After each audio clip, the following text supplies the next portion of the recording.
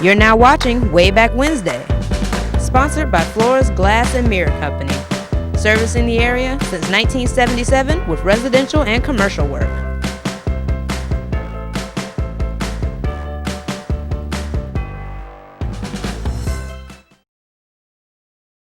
Hello, Rocky Mountain. Welcome to another episode of Wayback Wednesday. I'm your host, Randy Adcox. Good to have you with us, folks. Thanks for joining in. Before we get into the main topic of discussion tonight, if you remember from last week, we were looking at some pictures of the tobacco industry and farming, and farming tobacco, I should say, in Rocky Mountain, eastern North Carolina, and had a lot of great calls, a lot of great discussion. We didn't get through all the pictures, so we're going to jump in, and as I think there's about, 8 or 10 pictures left from last week. We'll get to those in just a minute. But before we get into that, I just want to kind of take a few minutes and mention a couple things. I did not have an opportunity this week. It's been kind of a crazy last 7 days, to say the least. But I didn't get a chance to go by the library. I wanted to do that and see if I could find anything about the airplane that crashed into the Tar River there by Bob Melton's back, I think probably late 40s, early 50s. If you remember from last week's show, Bob Marriott had mentioned, remembering as a small boy, seeing that crash or being brought there to it as it happened. So I don't think anyone from Blackville, I know no one called in last week, so I'm guessing no one else remembered it, and I had every intention of going by the library this week and seeing what I could dig up, and honestly, I just didn't have time to do that. So I do apologize, Bob, if you're watching, but I do want to try to find out some more about that airplane crash, and I will see what I can find out, hopefully by next week's show. In the meantime, if anyone does know anything about that, if you have any memories or any recollection, or have any information to share with us about that crash, from what Bob told me last week, prior to last week's show, I should say, it appears that it was some kind of military airplane, and I guess it was maybe doing touch and goes or whatever at the old airport off Church Street there, and miscalculated apparently, and I guess went off the end of the runway and across what is now 64 bypass, and ended up, I think, going across the Tar River there and crashing at the foot of on the bank at the foot of Bob Melton's on the other side of the river. So anyway, that's all we know about it. I did do some preliminary searches on Google before last week's show. Couldn't find anything on it. So if it was indeed a military aircraft, that may be why. There may have been some bit of secrecy surrounding it because it was a military aircraft. So anyway, I'm going to try again this coming week to see if I can dig up something on the airplane crash, and I'll share that with you next week if I can dig up anything. Another interesting thing that I found out today, many of you have heard me mention Gene Herring's name many times. I've never met Gene in person. He and I have a mutual fondness and respect and admiration for history and historical items, and he's a frequent poster on Facebook.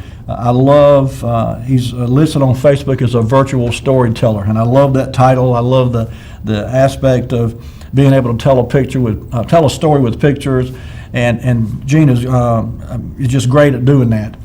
And so anyway, while I was researching information for tonight's show, I happened to run across a little blurb on the internet, and it on Facebook, I should say, and it mentioned Gene had made a comment about working in radio some years ago. It was something I did not know about him. And that's a little clue about what we're going to be talking about primarily tonight, and I'll go ahead and kind of give you a bit of an introduction into that.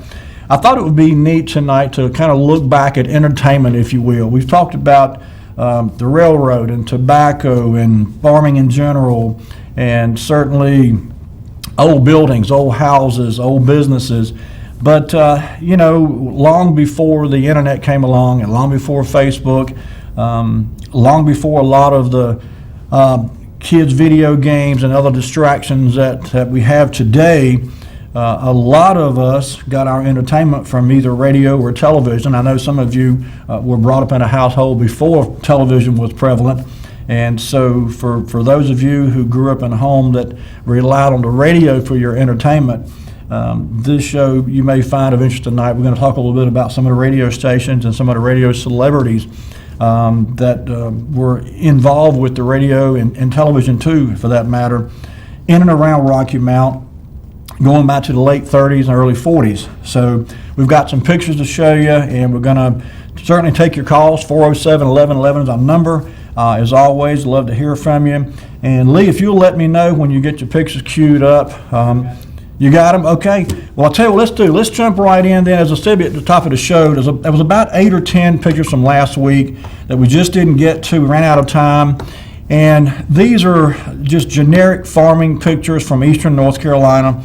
I think they were part of a Charlie Killebrew collection. And I just thought they were neat. All of them were black and white, I think, if I remember correctly. And they're just, again, centered around tobacco and tobacco farming. And so if you've got a comment you want to make, or if you see something that jogs a memory, feel free to give us a call. But we're going to go ahead and just go through these. Like I said, it's not that many, and they don't really point to anything in particular. They're just general farming pictures of tobacco farming, and the category was Eastern North Carolina. So all these pictures were taken somewhere around Eastern North Carolina. I can't swear that they were all from the Rocky Mountain area. In fact, I'm sure some of them were not. But obviously a tractor and a tobacco field is pretty much the same anywhere in the state. So go ahead, Lee, let's just go through these one at a time. We'll spend just a few minutes on each one of them in case anyone's got a memory they want to share. This looks to me, and I wouldn't bet money on this, it looked like they were either pulling weeds in the tobacco fields. These plants look too big to be new plants, so I'm guessing they're pulling weeds. But if anybody recognizes anything about the picture that gives a little more information, feel free to chime in. I just thought it was a neat picture from a bygone era, obviously. All right, Lee, let's go to the next one then. And this next picture is one that kind of brought back a lot of memories for me. We got a call. Let's get this call. Hello there, you're on the air. Hello, caller, you're on the air. Hello. All right, I think that last picture you showed where some people were pulling plants in a plant bed, getting them out of the plant bed and getting them to be carried off into the field and set with a transplanter. Well, I thought about that, and they looked a little big to me for that, but I honestly don't know. You very well may be right there, Eric. That's a very good possibility. Well, I didn't ever get involved in that, but I think that's what they're doing there in the plant bed. That visqueen plastic that's down there behind that person on the right. Right. What the plant bed would have been wrapped up with in the early the early time in the year, so that the frost, when the plants come up, wouldn't get frostburn or whatever and damage. And they're both dressed, and I look at it, they're both dressed kind of warm, so I bet you're right. I bet it's exactly what they're doing. I didn't realize that at first, but yeah, that makes sense. It sure does. All right, buddy. Thank you. Okay. I think we had another caller calling in while Eric was on the phone, so caller, if you'll call back, we'll let you come in bound to us there. But yeah, that makes sense. Now that I look at the picture a little closer, I think Eric's probably right. They were probably pulling plants out of the plant bed and probably getting ready to plant them in the field somewhere. So anyway, all right. So go ahead back to the other picture with the red barn there. What I was going to tell you, when I was a boy, as I said before, I was too young to get involved in anything on the farm other than observing. My grandfather retired from farming when I was just a young pup. But I spent a lot of time out on the farm and enjoy every minute. We got another call. Let's get this call here. Hello there, you on the air? Randy. Yes. Speaking of the airplane crash by Bob Milton. Yes, sir. It did crash right close to where they barbecue the pigs. Right. And the guys that worked at this barbecue place, they rescued the guy out of the plane, and they communicated with each other for a long time after that. No kidding. Yep. Do you remember what year that was? Because Bob said he couldn't remember, but he thought late 40s, early 50s maybe. It was in the early 40s.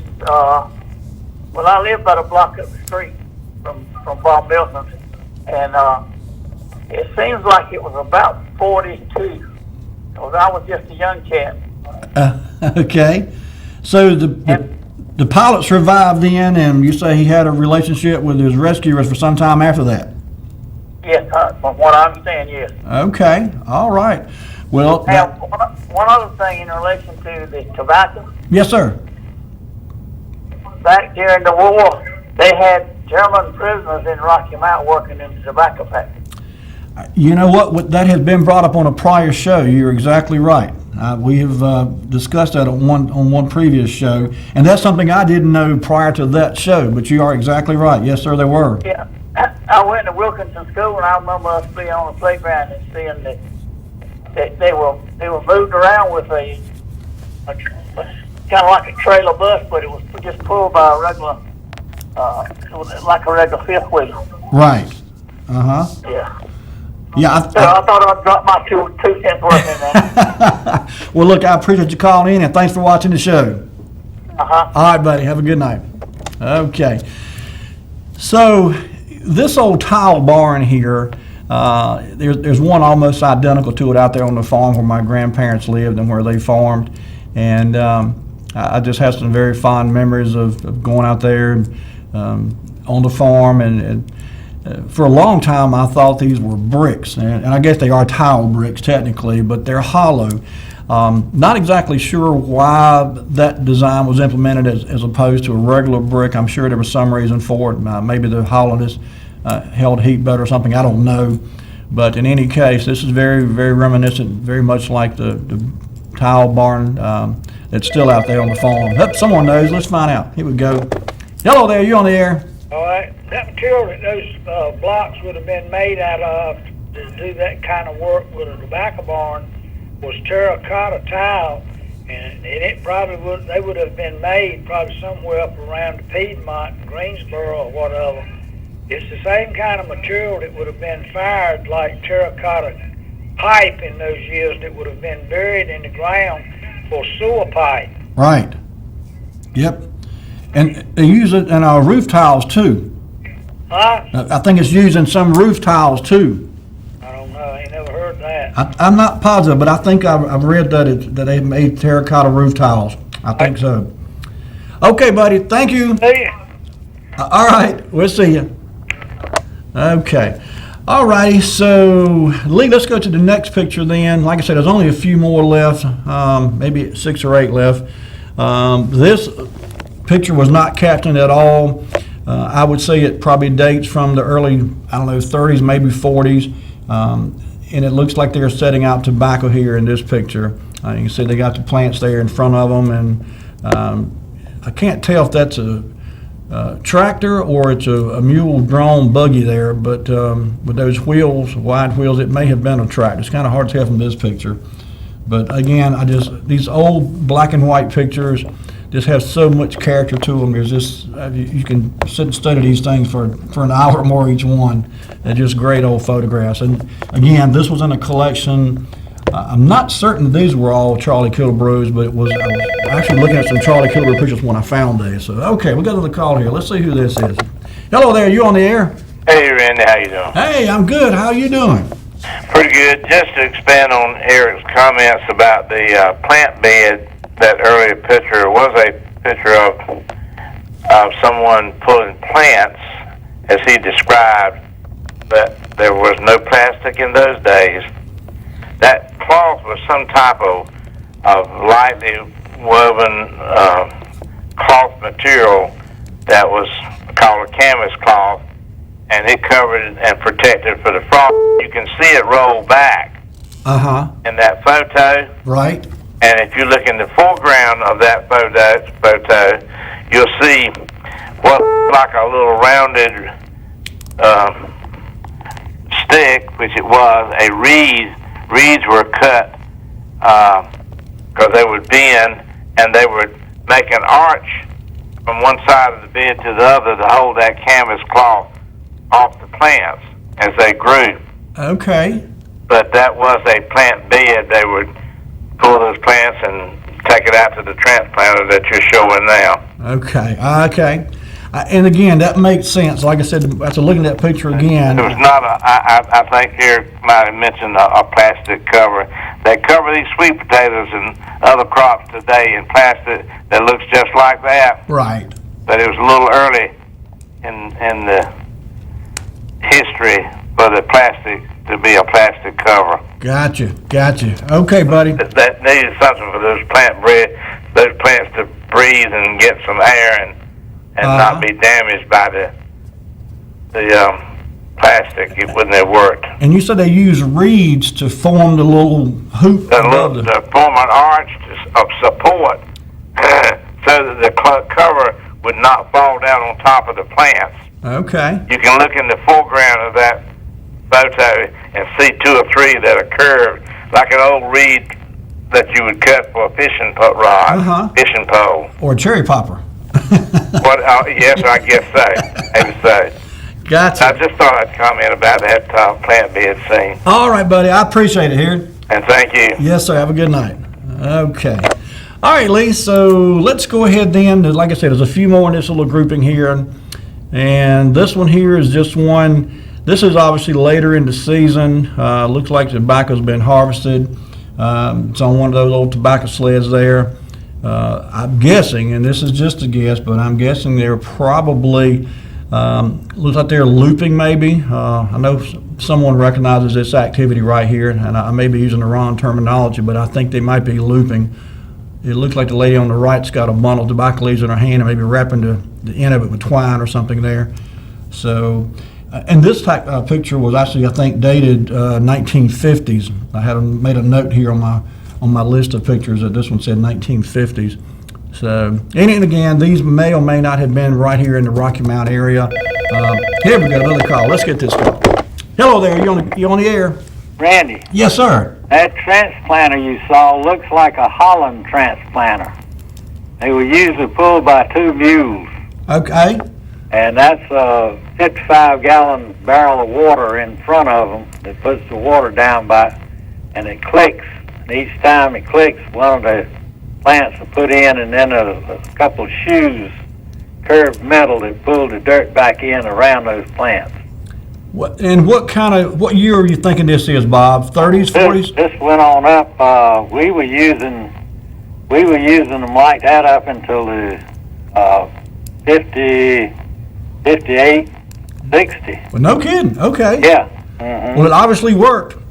Yeah, and then they went to the ones mounted on tractors after that. Some of them, before that time, had those tractor mounts, and you sat up, and it had a couple fingers with a spring and some rubber there, and you just laid it in the trough, and it picked them up and put them down. But these actually took the hand and put it right down in a little trough, and the shoe-like thing covered it up and pushed the dirt around it. I see. Okay. This picture on the screen right now, is this lady looping tobacco? Is that what she's doing? Yeah, she's looping tobacco, and they've got people on both sides of the little truck or slide, whatever it is, I can't see.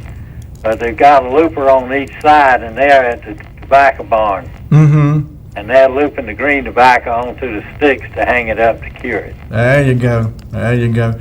Yeah, I'm learning a little bit about this process with each one of these shows we do. I sometimes wish I had been a little bit older. Then again, I'm probably glad I wasn't, because I didn't get a chance to get in this hard work of tobacco farming and harvesting and so forth. But Then back to that tile barn, those tiles were square. And I think they used them because you could cover about 4 times as much space with each tile as you could with a brick. So it was much cheaper to build a barn with those, because you could lay them so fast and cover so much territory with them. Oh, okay. So it didn't have anything to do with how efficient they were or anything like that. It was just they could. No.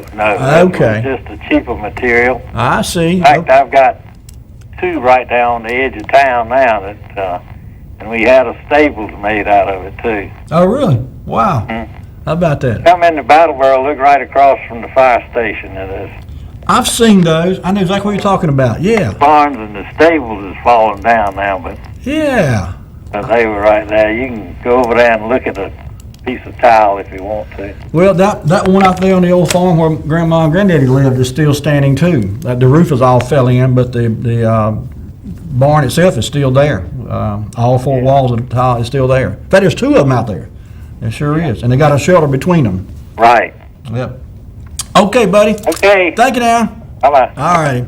I'll tell you what, Lee, bring it back to me. It's time for our first commercial break, folks. If you need to get yourselves a little bathroom break or maybe a little snack, get up and stretch your legs a bit. Come on back in a few minutes. We've got some more pictures to show you about tobacco, not very many more of those. And then we're going to jump into some of these old radio and television pictures and talk a little bit about radio and television in Rocky Mountain. So don't go anywhere. We'll be right back with more Wayback Wednesday.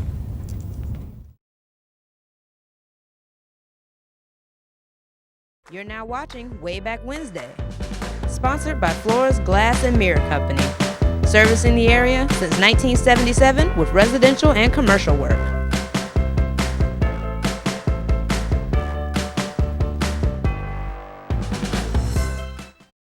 Does sorting through Medicare make you feel like this? Don't worry. Be happy. For any of your Medicare questions, just a simple call to your local team of licensed, customer-friendly agents can get you from here to there. Imagine getting the most out of your Medicare. Call 833-232-8880. I'm Daniel Moss, owner of Cornerstone Funeral Home, and I'd like to invite you and your family to give our family an opportunity to serve you in your time of need. And we offer a full line of funeral services, everything from visitations to graveside services to cremations on site with a live crematory, as well as a banquet hall to meet the catering needs of our families that we serve. We offer catering service. We offer refreshments prior to visitations and services of our family. And we want to invite you to come and experience the difference here at Cornerstone Funeral Home.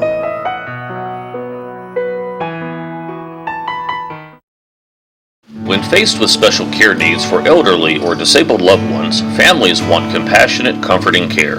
That's Tender Touch Home Care Services' goal, providing the level of care we would expect for our own. With over 10 years of home care excellence, Tender Touch provides an array of services that keeps your loved one at home. From personal care, light housekeeping, errands, and meal preparation, to our private duty care program, which combines all of our home care offerings in one package. Tender Touch Home Care Services, where your needs are our concern. We're in our 18th year of practice at the Hammer Chiropractic Center, and we've seen over 15,000 different people in the Rocky Mountain area. 40% of headaches actually come from a neck problem. Many patients come in taking multiple aspirin, over-the-counter medications and such a day, and we can get you to stop doing that and actually fix the problem so the headaches don't rise anymore. A lot of people think chiropractic hurts. It does not. Most of the people come in and they feel great when they leave. You're now watching Wayback Wednesday, sponsored by Flora's Glass and Mirror Company, servicing the area since 1977 with residential and commercial work. And we're back. Folks, for just tuning in, you're watching Wayback Wednesday. I'm your host, Randy Adcox. So good of you to join us. Glad to have you with us. Before the break, we were talking about and looking at the remaining pictures from last week that we didn't get a chance to get to. And if you remember from last week's show, the thing was tobacco farming, the tobacco industry in general. And we just ran out of time last week, and I had about another 8 or 10 pictures that I wanted to just kind of follow up from last week's show with. So when we went to break, we were actually, I think, at the old picture of the old terracotta tile barn there. So Lee, let's jump back in. And folks, if you see something that jogs your memory, you want to share a memory with us, give us a call. 407-1111 is the number. And we'll be taking your calls all night. So with that being said, oh, here we go. I forgot this picture here. This is one where they were looping. And as Bob said, they would have then taken these tobacco on the sticks and carried them into the barn and hung them up to air dry cure. And you know, I've mentioned on a prior show, every time I see a tobacco stick, I have a real fond memory of riding around the farm on a tobacco stick horse. My cousin and I, Kathy, used to have great fun. Take a piece of string and tie it around one of the tobacco stick, and that was our range.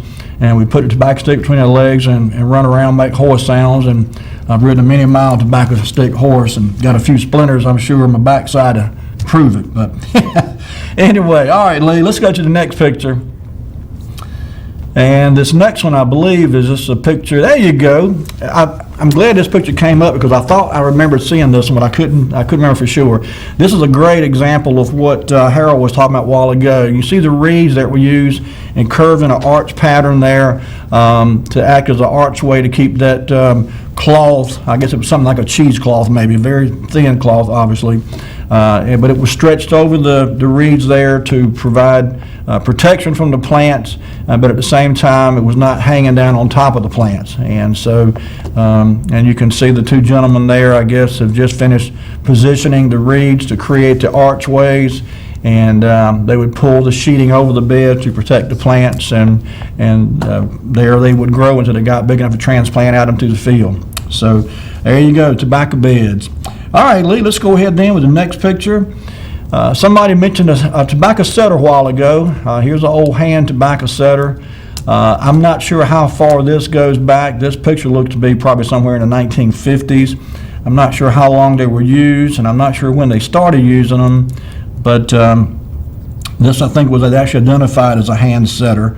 I made a note on my little cheat sheet here anyway and put on here hand setter, tobacco hand setter. So, all right, Lee, let's go ahead to the next picture then. And there was some discussion last week too about this big old barrel on the left-hand side there. And I'm not sure, so I'm going to defer to those who have more knowledge in this. I've seen this thing referred to as a hogshead, Hogshead, but I've also heard it referred to as a Hodges. So I'm not sure what the proper pronunciation is, but someone knows, so give us a call, 407-1111, and tell us how to pronounce this old big old barrel here, this wooden barrel that put tobacco in. And you can see they've got I guess a crank there to press it down in the barrel, and it looks like about 4 men on the arm there running that press to press the tobacco down in the barrel. So, but here we go. Someone will tell us what this thing is. There you go. You're on the air. All right. Tobacco many years ago used to be put in hogsheads. Okay. And most of the redrying operations had their own operation where they made those hogsheads out of pine lumber. Mm-hmm. Very kiln-dried pine lumber.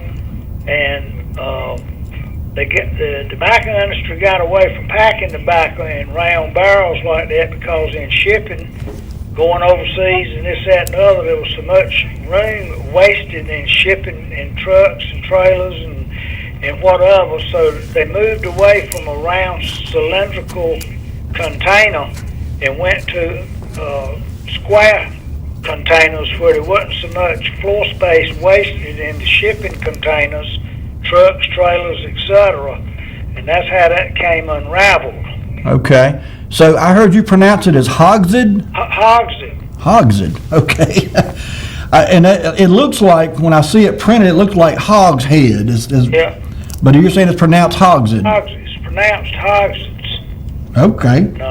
And they used to load those things on flatbed trailers and wrap them up with canvases, and they would be moved, to different locations. They would be stored in tobacco warehouse storage that the redrying operations had. And those people in Rocky Mount, they had those warehouses strode all over town. Okay. All righty. Thank you for your call, buddy. Appreciate you here. All right. We'll see you. So there you go. Hogshead, I guess. Proper pronunciation of that word. All right, Lee, so let's go ahead then. We've got, 2 or 3 more in this sequence. And this next one, this goes way back too, and I'm not sure, frankly, what this is. I can't tell from this photograph. Maybe someone else recognizes it. But I don't know if that's a planter or if it's some other kind of a piece of equipment there. I don't see anybody back at the back side there, so I don't know. I'd actually made a note here of being a planter, but I'm not sure that's what it is. And so if anyone else recognizes this piece of equipment this gentleman is riding, being pulled by the other 2 horses there, let us know. 407-1111 is our number. And we're, again, looking at the mold tobacco pictures, and I couldn't tell you where this was taken, somewhere in eastern North Carolina. It could have been right here around this area, but I don't know that for sure. So, all right, Lee, let's go ahead then. We've got only a few more in this grouping here. And this again looks very similar. There's an old barn out there at the farm. My grandparents used to farm. It looks just like this. Same exact looking type of barn and same shelter on the side. I'm not sure how far this dates back. This probably, I would say, early 1900s maybe. But in any case, I've seen this same type of setup many times over the years where you had the barn like that and the shelter over to the side. But this is actually a very common, well, it used to be, I'll rephrase that, it's not so common anymore. It used to be very common out in the countryside, riding around in farming rural areas, and you would see these old barns like this with the shelter on the side. And little by little, they're falling in or being bulldozed and torn down, but you don't see them as much as we used to, for sure. All right, Lee, let's go ahead then. We've got, looks like a couple more maybe in this grouping. And this one here, I think too, this may be looping too. I'm not sure. Just looking, it looks like the lady's got a handful of leaves there in her hand. Okay, yeah, I see there's the looping stand and the pole, tobacco stick going across between the two stands there. So that's exactly what they're doing. They're looping tobacco there. And once they get the tobacco on the stick, it would be taken into the barn and hung up to dry. So this was just another, and I think there's two of these, Lee. Go ahead and let's do the next one too, because I think there's two that were, there you go. And you can see the stand, that little fellow there is getting himself some looping action going on there. He's got to stand on his tiptoes to reach up and get over that tobacco stick, but he's helping. He's helping, bless his heart. All right, so I think there may be one more, Lee. Let's go, there you go. This is a mule drone. And again, from this picture, Lee, see if you can zoom in. I'm not sure if it may get blurry if you try to zoom in, but I'm kind of get a better idea of what this is, and I'm really just not sure. It was in this sequence of pictures that were identified as a tobacco farming in eastern North Carolina. So I'm really not sure whether this is a planter or some other piece of farm equipment that was hauled around by these two mules, but in any case, it was supposed to be something relating to tobacco farming, but I couldn't tell you what it is. Will it not zoom, Lee? Okay. And it may not. Like I said, some of these old pictures were not great quality anyway. All right, someone's called. Let's see who this is here. Hello there, you on the air? Randy. Yes, sir. That picture with the little fella there, he's taking off cured tobacco. Okay. It comes out of the barn. If you look over to the right-hand side, you'll see all those heads sticking out where they tied them up in bunches. Okay. We'll put them in baskets on the floor there on a grading stick. Okay, so the tobacco's already dry. You're saying he's taking it off the It's stick. already dried, but he's taking off. I got you. And then they put them on a grading stick and take them to market, and you take half that stick and lay it on a basket with the heads out, and the other half on the other side, and put the tails of the leaves to the center and the heads out around the edge of the basket. That's it. I think it was up to 300 pounds or 200 pounds. I can't remember now. Okay, all right. Put it on the floor. That makes sense. This picture on the screen now, what can you tell us about this? You recognize this piece of equipment here? No, but that other picture was probably a corn planter. You think it was? It may have been. Like I said, this whole group I'd say that picture was taken around here because there were not many people that used horses. You look in the background, you can see some rolling hills back there. Yeah. Away from here, but it looks like they've got a barrel or something. And oh yeah, they've got a little transplanter with the guy sitting in front of the barrel with those two mules hooked to it. Okay, I see that now. What they're doing is they got the wagon in the back, and they're pouring water into the tank so they can start setting. Okay. This is opposed to the other one where you sat behind the wheel. These two sit right in front of the wheel. You can see the wheel right behind the man on the right-hand side. I do. I sure do. The barrel, they're filling it up from a barrel. They had to go to a well or a creek or something and fill it up and haul the water to the transplanter. Okay. Okay. So this is an old picture here, would you say? Yeah, that's pretty old. But we used those transplanters. I started farming in 1958, and we still had 12 mules on the farm, 2 tractors. Wow. And so we used those mule-drawn transplanters on up into the 60s. Well, you know, my granddaddy had a mule out there on the farm. I mean, that was into the 60s, too. I remember that mule out there. He had a tractor, too, of course. Yeah, Old Alice Chalmers. And every time he finished using it, he'd wash it and wax it. Not many people did that. He loved that old tractor. He sure did. He loved it. Okay. All right, buddy. Thanks again here. All right, we'll see you. Okay. I think we had another caller calling in there. Call, if you call back again, we'll let you through this time. I do apologize. All right, Lee, I think that's all in that grouping. And this next series of pictures, at the top of the show, bring it back to me a minute, Lee. During the preparation for tonight's show, I was doing a little research, folks, and as I said at the top of the show, I thought it would be neat to take a look back at what would essentially be entertainment in the area, certainly back in the 30s and 40s, before all these other distractions came along, like the internet and Facebook and video games and all those other things that people can do now to occupy their time. And I had a good time looking back at some of these pictures and reading some of the names. Some of them I recognize, some I did not. You know, Rocky Mountain's been very fortunate over the years to have some people who got their roots, got their start in the business, if you will, here in eastern North Carolina, in Rocky Mountain, Nash, Edgecombe counties, and then moved on to participate in other broadcast venues, whether it be television, radio, or whatever. And you know, there's several names that you'll see as we're going through here that achieved a fair amount of notoriety and fame, if you will. Kay Kaiser was certainly one that comes to mind. But so anyway, I was going through and looking at old pictures of radio stations and radio personalities and TV personalities and TV stations, and I kind of had to chuckle because a lot of these brought back some good memories for me, so I hope they will for you too.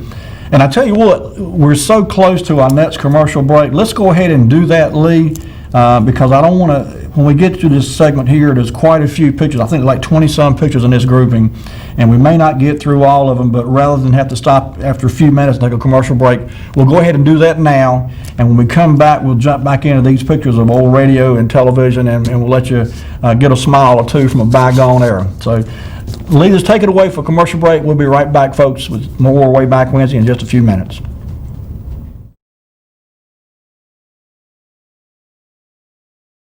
You're now watching Wayback Wednesday, sponsored by Flora's Glass and Mirror Company, servicing the area since 1977 with residential and commercial work.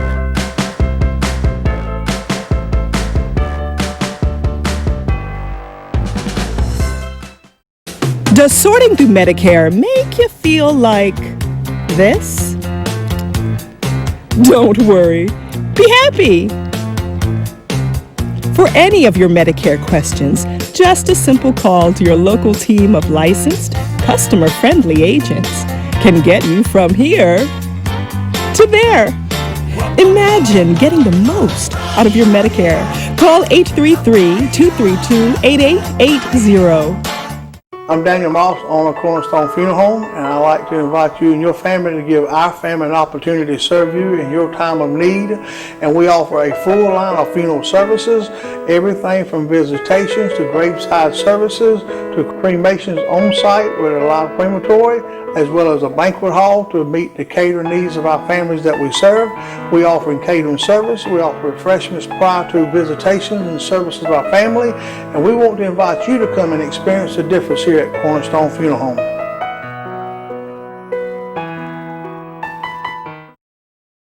When faced with special care needs for elderly or disabled loved ones, families want compassionate, comforting care. That's Tender Touch Home Care Services' goal, providing the level of care we would expect for our own. With over 10 years of home care excellence, Tender Touch provides an array of services that keeps your loved one at home. From personal care, light housekeeping, errands, and meal preparation, to our private duty care program, which combines all of our home care offerings in one package. Tender Touch Home Care Services, where your needs are our concern. We're in our 18th year of practice at the Hammer Chiropractic Center, and we've seen over 15,000 different people in the Rocky Mountain area. 40% of headaches actually come from a neck problem. Many patients come in taking multiple aspirin, over-the-counter medications and such a day, and we can get you to stop doing that and actually fix the problem so the headaches don't rise anymore. A lot of people think chiropractic hurts. It does not. Most of the people come in and they feel great when they leave. You're now watching Wayback Wednesday, sponsored by Flores Glass and Mirror Company, servicing the area since 1977 with residential and commercial work.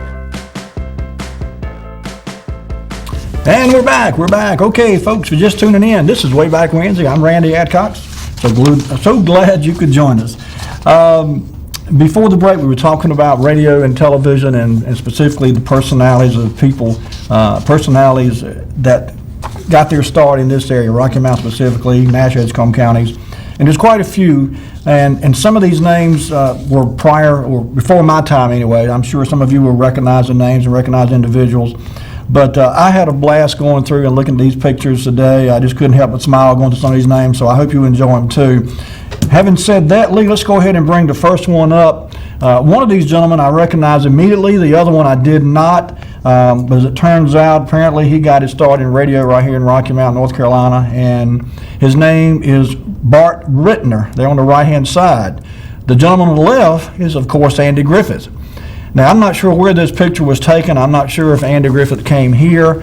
I understand from doing some research a little bit anyway, I didn't spend much time on Mr. Rittner, but I think he ended up working for a couple different TV stations. In fact, got his start in radio and ended up going to TV.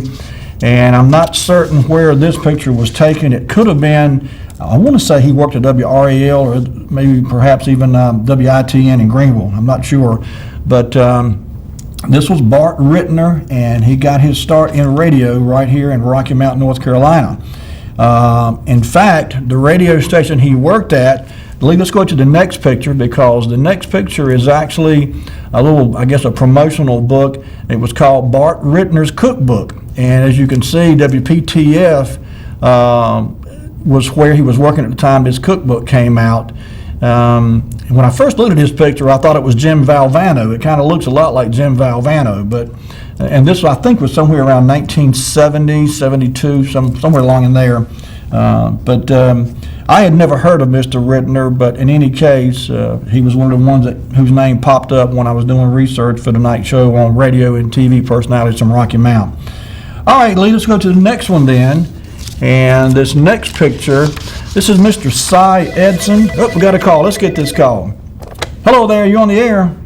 All right, that picture that you just showed on that cookbook with the radio call letters, WPTF would have been a radio station that was in Raleigh, North Carolina. I think it was associated with Pilot Life Insurance Company, and those call letters had the symbol of "We Protect the Family."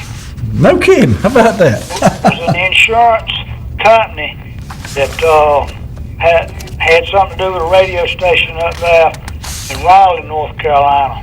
I think that station is still on the air, actually. I'm not positive about that, but I think it may be. Right. Okay. Well, that's interesting. All right. Thank you. Okay. This Cy Edson, or Edson, I should say, Cy Edson, I ran a little bit of information on him. It said every year at Christmas time, Cy Edson was the radio voice of Santa Claus and of the elves Pinky and Pudgy on WEED AM/FM in Rocky Mount. As a principal of Rocky Mount High School in 1938, he set up daily 4 o'clock p.m. radio broadcasts from the high school building that engaged over 500 students. Later, he founded Radio Broadcasters Club, which I joined in 1961. By the way, this is Nancy Severance Haynes wrote this little piece here about Cy Edson. I don't think I know her, but apparently she went to school somewhere in the late 50s, early 60s, because she says she joined this Radio Broadcasters Club in 1961. And it says, when he attended the University of Florida, he roomed with future actor Buddy Ebsen, who of course was of Beverly Hillbillies fame and Barnaby Jones in later years. But Cy Edson got his start in the business here in Rocky Mount working at WEED Radio. And of course he was a principal at Rocky Mount Senior High. All right, let's get this caller. Hello there, you on the air? All right, Mr. Edson, when he first came to Rocky Mount, North Carolina as an educator, he worked at West Edgecombe School out there on Pine Tops Highway for a number of years before he moved to the Rocky Mount City Schools. Mr. Edson had 2 children, a daughter named Mary Alice, who was in my class, Mary Alice Edson, And she had a younger brother named Cy Edson Jr. He is no longer living. But Mr. Edson probably came in place in the Rocky Mountain City School System sometime in the 40s. But he was, before he got to work in Rocky Mountain City Schools, he was at West Edgecombe County Schools. I don't remember where he's at. Okay. Yeah, the note that this Nancy Severance Haynes had posted about him said that he was the principal of Rocky Mountain High School in 1938. No, I'm sorry. It said as principal of Rocky Mountain High School in 1938, he set up the daily 4 p.m. radio broadcast from the high school building. So apparently, at least in 1938, according to this Nancy... His oldest child, Mary Alice Edson, would have been born in 1944. Okay. That's chronologically the age that you would be trying to decipher when he would have come along. His daughter finished high school with me in 1962. Okay. All right. Well, that fits. That time frame fits then. Sure does. Okay. Did you ever know him? You ever know Mr. Edson? Oh, yeah. He was the principal over there at Rocky Mountain Senior High when I was over there in 59, 60, 61. Gotcha. He had been there for a while as the principal. Okay, good deal. All right. All right, buddy. Thank you now. All right, we'll see you. Okay. All right, Lee, so let's go ahead to the next picture then. And I kind of got out of sequence here, folks. I do apologize. But this just, when I put my pictures in place on my little flash drive to bring to Lee, I got out of sequence there. And so I'm going to temporarily jump out of the radio and jump over to TV real briefly. Of course, this is Herb Greenberg, our founder of WHIG TV. A lot of you may not realize WHIG got its call letters from Herb's name. His name was Herbert Our Greenberg. And of course, you put a W in front of it, you get WHIG. But you know, a couple things a lot of folks don't know this either. I probably had one of the first TV shows that Herb Greenberg ever had on the air. I won't say the first, but back in the late 90s, I hosted a little show called WebWorks, and the internet was just kind of getting fired up then. I was doing some independent web page work, designing web pages for business and so forth, and Herb approached me and asked me if I'd be interested in doing a TV show. And I didn't know anything about the business, but I said, sure, why not? And so I did the show by myself for about 6 months, I guess it was, 6 or 8 months. And one night, kind of offhand, I made the comment, if anyone would like to come on the show and be a guest host, to give me a call. And no one did during the entire show. No one called. But as soon as the show was over, I got a phone call from a fellow who said, I'd like to come on the show. And so a fellow named Jim Hunt, no relation to the former governor, but Jim Hunt came on the show, and he and I immediately struck up a friendship, and then we did the show together for another year and a half. So the show ran for a little over 2 years, if I remember correctly, from about 1996, 97, till about 2000, in fact. But when I was doing a little bit of research tonight on Herb Greenberg, I ran across his obituary, and I just want to kind of read a few things about him here. This was from his obituary. He died May the 8th of 2014. But it said Greenberg launched WHIG in 1997 after his textile plant closed. Many of you remember that Herb ran Rocky Mountain Undergarments over on Goldleaf Street. His family for a number of years had that building over there in that business. Anyway, it says he's well known in Rocky Mountain and surrounding areas as a man who supports his community both personally and through his work at HIG TV. Friends and fans of Greenberg started posting on social media Sunday night offering condolences and praising Greenberg's work in the community. Rocky Mountain Rotary Club post, Rocky Mountain Rotary Club is saddened by the loss of Herb. He lived by our motto, service above self. Rocky Mountain Mayor David Combs said Greenberg supported his community and will be missed. I've known Herb since we were in junior high school and played football together. In fact, he grew up down the street from me. I was shocked and saddened by Herb's death. He was a big supporter of Rocky Mountain and was well known throughout his community. His TV station gave a lot of people and organizations a voice in the community, whether it was to promote Chamber of Commerce activities, promote a fundraiser for a nonprofit, a civic club meeting, or to cover a ribbon cutting for a new business. He or someone from WHIG was always there. I always liked Herb, and his community will miss him. But, you know, Herb was a strange guy in some ways, a great guy certainly.